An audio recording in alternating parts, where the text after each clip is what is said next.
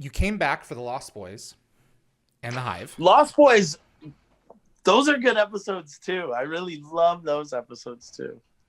They're You're solid. making me want to watch Stargate. I haven't seen it in so long. You know, you really should. It's kind of a good show. So, Yeah. what was it like feeling that character out as basically a whole new creature, a whole new person? You know, how did you reinterpret him? You know, someone who had lost his family, someone who, for better or for worse, believed that, you know, well, he that they had abandoned him. Raised by his grandparents too. That's true. I mean, the Atlantis family. I was going to say he lost his family, and then he also lost his second family as well. Yeah, exactly. You know, now he's wandering around Pegasus, building this almost cult of boys together who are just going after the Wraith. Tell us about that new journey.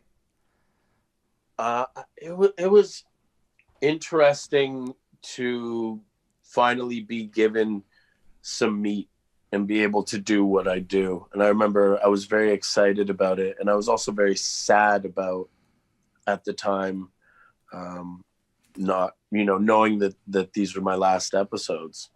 I was very sad. I really got very depressed at the end of Stargate. It was rough on me because I really thought that I was going to be there for a while. Yeah. That's what I was told. Yeah. And then also it was just like such a great big job, and I moved out on my own, you know. It was like it was a whole lifestyle switch for me, and everything was amazing, and then it was just taken away from me. So I used a lot of that for Ford. I used a lot of that feeling of loss that was easily relatable to the job because it was in the job that I was doing. Yeah. Paul McGillion, who's my dear brother, who I love so very much.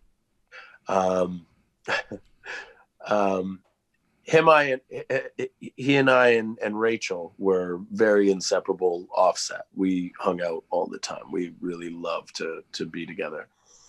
And Paul and I have always been extremely close. And Paul is such a good actor. He's great. He's a really, really balanced and diverse actor. He can do anything. And I asked Paul to help me to work on, it's the first time I had ever done that, but I asked Paul, I said, Paul, can I come over? I said, I'm having a hard time with my own emotions going back to work on this show. And he really helped me to like harness some of the hurt and put it into the new Ford. From runner on. He really was there for me, and we would go through the script and break it down, and then he would on the weekend do reads with me, and I would just read with him, and it was really, really nice. So I'm really grateful that he gave that young man time to grow and explore some things, because I wasn't very like secure at that time. I was very, very sad, and I didn't feel like I knew what I was doing, you know. It was weird.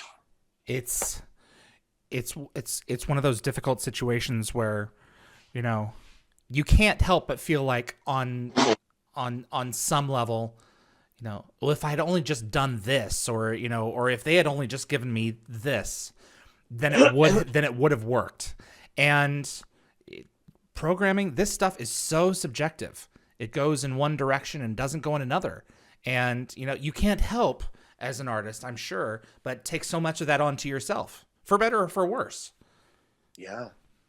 Yeah, you immediately do. I mean, I you know, you can't, especially I wasn't given a reason. To this day, I have no idea why, you know. So that's hard. And then you overthink things and you make up your own reasons, and it's usually blaming yourself for something, you know. Mm-hmm. So it was rough. It was a rough time, but I also wanted to make use of the time that they finally did give me a whole bunch. If you look at I got to say, to this day, I watched it not too long ago because I was cutting together a demo reel for a project that was requested. Mm-hmm. And I was going through a bunch of the Atlantis stuff because I wanted something from that show on it. And the opening to Lost Boys, me telling the story, there's like a really cool stunt I do in it. The stories, it's like me talking for like 6 pages. And I, I dose them. They get their first dose in the food of the Wraith enzyme and all that stuff. Welcome to the club. You're, what is it? You're all, I forget the exact line too, but it's, you're all part of the team now. Yeah. You're all part of the team now. And then it goes into another thing where me and Shepard have a little talk in the back room. That was like, all of a sudden they gave me like nothing to say in the first season other than sort of in The Eye in the Storm. There was a few episodes where I got to do stuff, and then they just like dumped. They're like, oh, here you go. And I was like, oh, I wish you had just done this before. So so it was a weird juxtaposition of like, thank you for finally giving me something to do, and so I can show the fans why I'm here, like why I was hired. But at the same time, like, see you later. Yeah, I'm not being handed a bone. I'm being handed a steak this time, but I'm on the outside looking in almost, That had got to have been weird. So. Yeah, it was weird. Yeah, but I love that. For anyone watching, I love that opening scene. It's a really nice little Ford. It's a nice Ford moment. It's a really, really nice Ford moment. Rainbow, I have a ton of fan questions to get to. Good. It's kind of crazy. I've got 150 concurrent viewers right now. So hi everybody. I'm sure I've met a whole bunch of you. Absolutely. Let me tell you that I love each and every one of you. So before I get to them, fandom, going to conventions, meeting these people. Love it. I love every minute. What a reward! It's just to know that you've definitively made a positive impact on people's lives. I go to them, and I'll go to them, and I'll just go as a fan also. Right. Absolutely. Like it was funny. There's a big one we have here called Fan Expo in Toronto. It's massive. And every time I go, I end up doing a signing, but I'm not paid to do a signing. I end up literally sitting there, and it's the best thing in the world. Like, I went to go see Joe when he was there. I love them. I love meeting everyone. I love nerding out with everyone because I don't get to do that in my normal life other than with my sister, so I get to be myself and be in a group of people that has similar interests, which is so nice to me. Because normally I'm on set or I'm you're working. Nerd.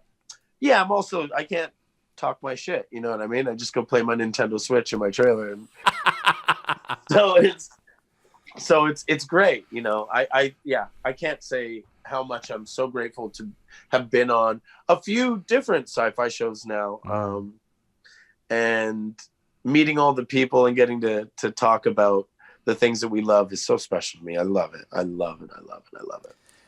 Hey everyone, it's David. Hope you're enjoying the clips during the break. We will be returning in the spring. In the meantime, are you good with English? Are you one of those people who take pride in your grasp of it? Well, we have a great team over here transcribing the backed catalog of Stargate interviews and have dozens more to go. If you're interested in joining me and a small Stargate diehard community looking to preserve the stories brought to Dial the Gate into text form, then please email me at dialthegateshow@gmail.com. There's a little something in it for you, and you'll be helping to pass along the stories to future generations of fans who have yet to discover the show. Thanks so much for watching Dial the Gate.